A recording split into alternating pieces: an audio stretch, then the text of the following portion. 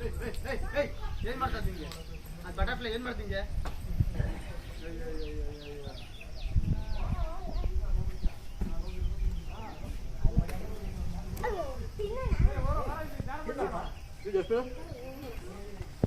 dustbin ಬಾ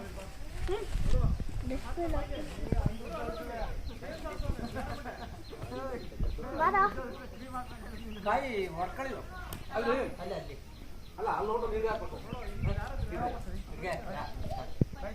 ಎಲ್ಲಿಂದ ಹೋಗಿ ಇಲ್ಲಿಂದ ಮತ್ತೆ ಮೇಲ್ ಬರೋಣ